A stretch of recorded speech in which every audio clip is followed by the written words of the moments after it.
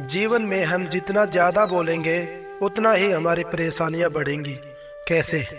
ये हम इस कहानी से सीखेंगे। एक गुरु का एक शिष्य बहुत ही अजीब था। उसका नाम था भुवन। वो हर समय बोलता रहता, दिन भर इधर उधर की बातें करना, और भिक्षा मांगने के लिए जाता तो हर घर से एक नई कहानी लेकर आता और आश्रम के दूसरे शिष्यों को सुनाता रहता था। एक के आगे दूसरे की बुराई करता, चुगली करता और दूसरे के सामने अच्छा बनने का प्रयास करता था। खुद के मुंह से ही खुद की तारीफ करता रहता था और हमेशा खुद को गुरु के सामने सबसे बुद्धिमान साबित करने का प्रयास करता रहता था।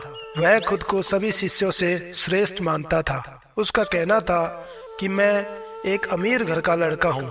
अगर मैं चाहता तो एक आरामदायक और सुविधाओं से भरा जीवन जी सकता था, लेकिन मैं वो सब छोड़कर यहाँ आ गया हूँ क्योंकि मुझे सत्य की खोज करनी है, खुद को जानना है, जीवन को जानना है। इसलिए मेरा त्याग सबसे बड़ा है। एक दिन गुरु ने आश्रम के सभी शिष्यों को बुलाकर कहा, आप सभी को अगले 1 महीने के लिए कोई न कोई संकल्प लेना होगा। इससे आपकी संकल्प शक्ति मजबूत होगी और आप में आत्मविश्वास का संचार होगा। आप सभी अपने सामर्थ्य के अनुसार कोई भी संकल्प कर सकते हैं और 1 महीने से पहले आप में से जिसका भी संकल्प टूट जाए वह अपनी पुरानी दिनचर्या को अपना लेना। सभी ने अपनी शक्ति के अनुसार छोटा या बड़ा संकल्प लेने के लिए गुरु के पास गए।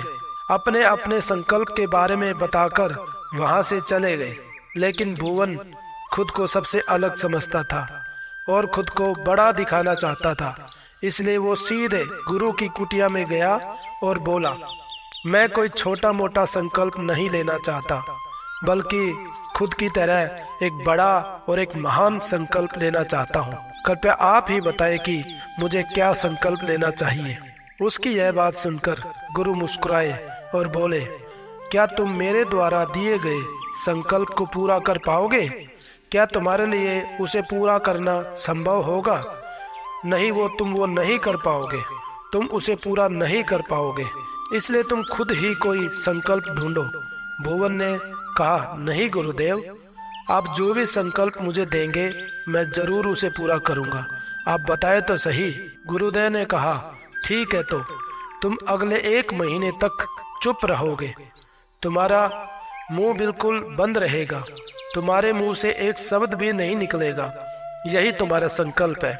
भुवन ने कहा, गुरुदेव, ये भी कोई संकल्प है? ये तो बहुत ही आसान काम है।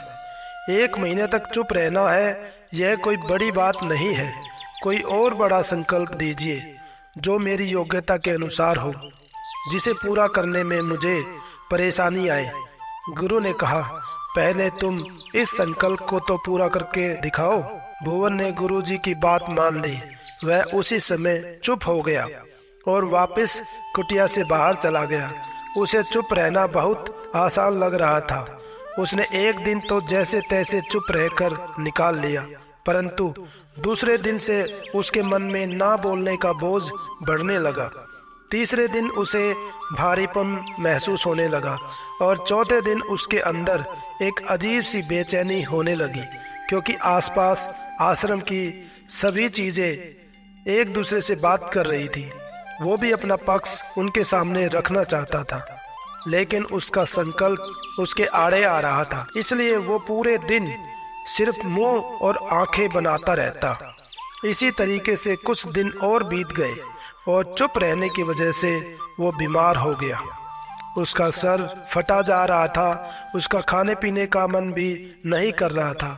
वह सिर्फ बोलना चाहता था। वह गुरु के पास गया और उनके सामने बैठकर उन्हें लिखकर बताया, गुरुदेव, मैं बोलना चाहता हूँ। बिना बोले मुझे सांस तक नहीं आ रही है। मेरा दम घुटता जा रहा है। मैं अंदर ही अंदर पागल होता जा रहा हूँ। मैं क्या करूँ गुरुदेव? संकल्प तोड़ दूं क्या?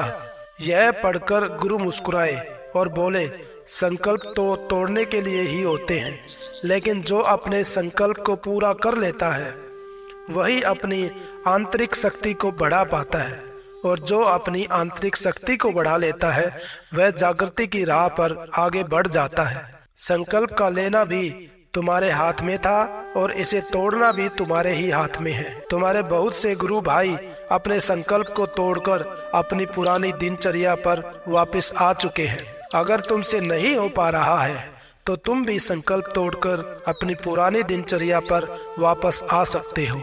लेकिन ये याद रहे, अगर आज तुम इस छोटे से संकल्प को भी नहीं संभाल पाए तो तुम अपनी बाकी की पूरी जिंदगी कैसे संभालोगे। बाकी फैसला पूरी तरह से तुम्हारे हाथों में है। गुरु की यह बात भुवन के दिल में चोट कर गई। वह बिना कुछ बोले वहां से वापस चला गया और खुद को अपनी कुटिया में बंद कर लिया। वह केवल अपने जरूरी कामों के लिए ही कुटिया से बाहर निकलता, बाकी सारे समय कुटिया के अंदर ही बैठा रहता। 15 दिन बीत गए और आश्रम के लगभग सभी शिष्यों का संकल्प अब तक टूट चुका था, लेकिन उस शिष्य का संकल्प अभी भी जारी था। संकल्प लेने के बाद अब तक उसने एक शब्द भी नहीं बोला था। सारे शिष्य हैरान थे कि इतना बोलने वाला इंसान चुप कैसे हो गया। 15 दिन बीतने के बाद वह दोबारा अपने गुरु के पास गया और लिखकर बताया, गुरुदेव, मैं बाहर से तो चुप हूँ, लेकिन मेरे अंदर बहुत सी आवाजें हैं, बहुत सी चीख पुकार और शिकायतें हैं। मैं अंदर ही अंदर बात करता रहता हूँ। मेरा मन अलग अलग तरह के प्रश्न पूछता रहता है। मैं बाहर से जितना चुप हूँ, भीतर से उतना ही शोर शराबा है। मुझे शक हो रहा है, क्या मेरा संकल्प अभी भी जारी है? गुरु ने कहा, हाँ, तुम्हारा संकल्प अभी भी जारी है, लेकिन जब तक लोगों की ये आवाजें तुम्हारे कानों में पड़ती रहेगी, तुम्हारा मन बकबक करता रहेगा, क्योंकि इसे तो आदत है बकबक करने की। तुम भले ही बाहर से चुप रहो, लेकिन तुम अंदर ही अंदर बोलते रहोगे। तुम्हें इन बातों से, इन आवाजों से दूर जाना पड़ेगा। शिष्य गुरु को प्रणाम कर वहां से चला जाता है और सुबह होते ही अपनी कुटिया छोड़कर जंगल की तरफ चला गया। कई दिन बीत जाते हैं, संकल्प का समय भी पूरा हो जाता है, लेकिन भुवन जंगल से लौटकर नहीं आता। आश्रम में सभी को डर था कि कहीं जंगली जानवरों ने उसे खा तो नहीं लिया। इसी बीच उसे ढूंढने की बहुत कोशिश की गई, लेकिन वो कहीं नहीं मिला। सभी गुरु भाइयों ने मान लिया था कि जंगली जानवरों ने उसे अपना शिकार बना लिया है, लेकिन गुरु को ऐसा नहीं लगता था। एक दिन आश्रम का एक शिष्य गुरु के पास आया और बोला, गुरुदेव, उस भुवन के साथ क्या हुआ होगा? उसे जंगल में गए हुए काफी दिन हो गए हैं। गुरु ने कहा, ये हो सकता है कि जानवरों ने उसे अपना शिकार बना लिया हो, लेकिन उसके वापस ना आने की दूसरी वजह भी हो सकती है। शायद उसे वो मिल गया है जिसके लिए वो वहां गया था। शिष्य ने पूछा, गुरुदेव, क्या ज्यादा बोलना इतना हानिकारक होता है? गुरु ने कहा, इंसान के जीवन के बहुत सारे दुखों में से एक दुख ये भी है कि वो कभी चुप नहीं रह सकता, हमेशा कुछ न कुछ बोलता ही रहता है। सिर्फ हमारे बोलने के कारण हमारे आधे से ज्यादा दुख पैदा होते रहते हैं। परिवार के अधिकतर झगड़ों की वजह हमारा बिना काम बोलना ही होता है। हम में से कोई भी चुप नहीं रहना चाहता, हम बस सामने वाले को अपनी बातें सुनाते ही रहते हैं, भले ही वो सुनना ना चाहे। जो भी हमारे मन में है, हम सब निकालकर उसके दिमाग में बैठा देना चाहते हैं। उसे समझाना चाहते हैं कि तू गलत है और मैं सही हूँ। आखिर ये कहाँ तक उचित है, क्योंकि दूसरा भी तो यही कर रहा है। और इस तरीके से सब एक दूसरे की गलत सलत बातों को ग्रहण कर रहे हैं। इस तरीके से सुनने और सुनाने का यह काम जिंदगी भर चलता रहता है, लेकिन इस नासमझी में हम बहुत कुछ खो देते हैं, अपना समय, अपना जीवन, अपनी समझ और सबसे महत्वपूर्ण वो कीमती पल, जिस पल को आनंद से जिया जा सकता है, लेकिन उसके बदले हमें मिलता क्या है? कुछ नहीं, सब व्यर्थ और बर्बाद हो जाता है। इस पागलपन में हमने क्या खो दिया, इसका एहसास केवल कुछ ही लोगों को हो पाता है। बाकी लोग जैसे उन्हें अपने आने का पता नहीं चलता, वैसे ही उन्हें अपने जाने का भी पता नहीं चल पाता।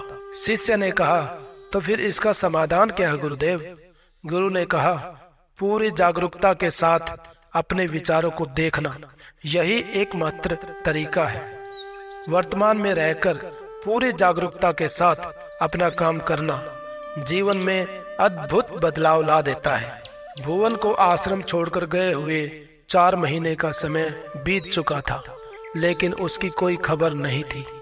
अब तक तो सभी शिष्यों ने ये मान लिया था, उसके वापस लौटने की उम्मीद छोड़ दी थी। लेकिन एक दिन वो आश्रम लौट आता है। उसे देखकर सभी के आश्चर्य का ठिकाना नहीं रहता।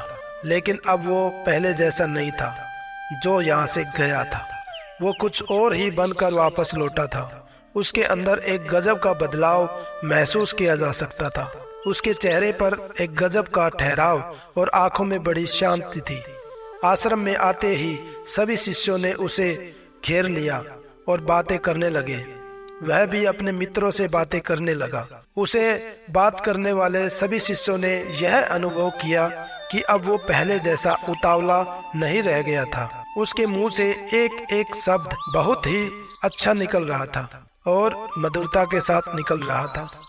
थोड़ी देर तक मित्रों से बात करने के बाद वह सीधा गुरु के पास चला गया। उसने गुरु के चरण छुए और कहा, गुरुदेव, क्या मैं अभी मौन हूँ? क्या अब भी मेरा संकल्प जारी है? गुरु ने कुछ देर तक भुवन की आंखों में बड़े ध्यान से देखा और कहा, हाँ, तुम अभी भी मौन हो। तुम्हारे मुंह से एक भी शब्द निकल नहीं रहा और तुम्हारा संकल्प अभी भी जारी है। भुवन ने कहा, गुरुदेव, जब मैं आश्रम से गया तो मैं मुंह से तो चुप था, लेकिन मेरे अंदर बहुत सी आवाजें आ रही थी। मन में बहुत से प्रश्न थे, वो बंद नहीं हो रहे थे। मैं जंगल में और गहरा चला गया, इस उम्मीद से कि वहाँ मुझे शांति मिलेगी और मेरे मन की बकबक कम हो जाएगी। लेकिन मैं जितना एकांत में जाता गया, मेरे अंदर की आवाज़ उतनी ही तेज होती गई। मेरे भीतर की और पुरानी से पुरानी बात मेरे दिमाग में आने लगी। तब जाकर मैंने महसूस किया कि मैं कितना गलत कर रहा था। जब मैं अपने परिवार वालों को, अपने दोस्तों को बुरा भला कहता था तो उस समय मुझे लगता था कि मैं सही कर रहा हूँ। जब मैं गुरु भाइयों की एक दूसरे से चुगली करता था और उनका मजाक उड़ाता था, तब भी मुझे यही लगता था कि मैं उनसे बेहतर हूँ, मैं सही कर रहा हूँ। लेकिन उस दिन मैंने पहली बार महसूस किया कि मैं कितना गलत था।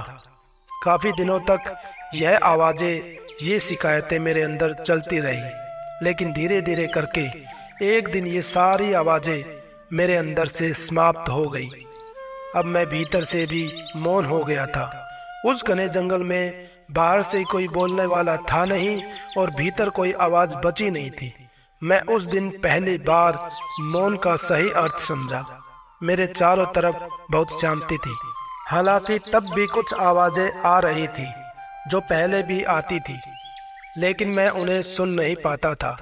पर अब वह सभी आवाज़ें मुझे स्पष्ट रूप से सुनाई दे रही थी। हवा के चलने की आवाज़, पानी के बहने की आवाज़, चिड़ियों के चहचहाने की आवाज़, भंवरों के गुनगुनाने की आवाज़, जंगल की खामोशी, ये सभी आवाज़ें मैंने पहली बार पूरे होश पूर्वक सुनी।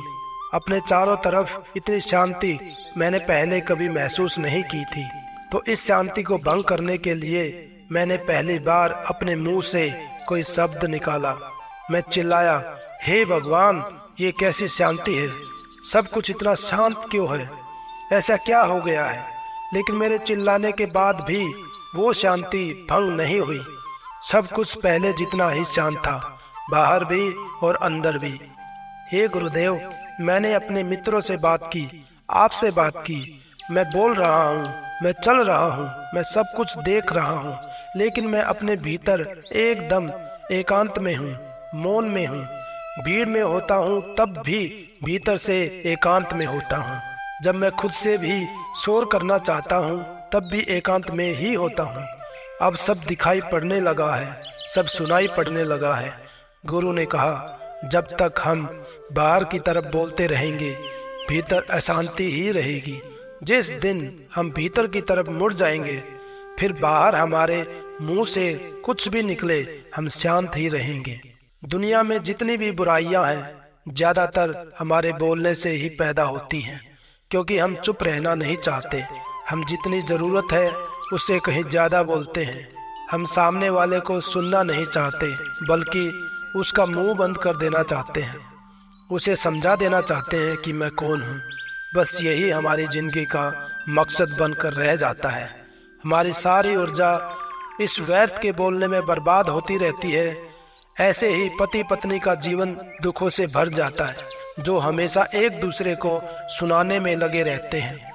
कभी एक दूसरे को सुनना नहीं चाहते, समझना नहीं चाहते, और चुप रहना तो उन्होंने कभी सीखा ही नहीं, क्योंकि चुप रहना उन्हें छोटा महसूस करवाता है। दुनिया के सभी झगड़ों का कारण हमारा बोलना ही है, इसलिए हमें सिर्फ उतना ही बोलना चाहिए जितना जरूरी हो, क्योंकि व्यर्थ का बोलना ऊर्जा शक्ति को नष्ट करता है, और ये बोलना ही हमें कभी अपने भीतर की ओर जाने नहीं देता, क्योंकि यह हमें बाहर की ओर खींच कर रखता है। लेकिन अगर अपने भीतर के संसार की ओर मुड़ना है तो इस मुंह को बंद ही रखना चाहिए। इसलिए जितने भी बुद्ध हुए हैं, आत्मज्ञानी हुए हैं, वो सभी एकांत की ओर भागे, ताकि उन्हें ज्यादा बोलना ना पड़े, ज्यादा सुनना ना पड़े। वो एकांत में रहे और शांत रहे, इसलिए आसानी से भीतर की यात्रा कर पाए। लेकिन अगर कोई चाहे तो इस संसार में रहकर भी एकांत में रह सकता है, शांत रह सकता है, लेकिन इसके लिए उन्हें अपनी ऊर्जा शक्ति बचानी होगी, जिसे वो अब तक व्यर्थ के शब्दों में बर्बाद कर रहे थे। मित्रों, इस कहानी से ये सीख मिलती है कि व्यर्थ का बोलना ऊर्जा शक्ति को नष्ट करना है। ये बोलना ही हमें अपने अंदर की ओर लौटने नहीं देता, क्योंकि यह हमें बाहर की ओर रखता है। और जिन्हें भीतर की यात्रा करनी है उन्हें अपने मुंह को बंद ही रखना चाहिए। धीरे धीरे आपके अंदर शांति आने लगेगी। मुझे उम्मीद है कि आपको यह कहानी पसंद आई होगी और बहुत कुछ सीखने को मिला होगा। तो जितना चुप रहोगे उतना परेशानियों से दूर रहोगे और एक शांत जीवन जी सकोगे। वीडियो को लाइक करें, शेयर करें, हमारे चैनल को सब्सक्राइब करें और बेल आइकन को प्रेस करें, ताकि हमारी नई वीडियो का नोटिफिकेशन आपको मिलता रहे। Thank you.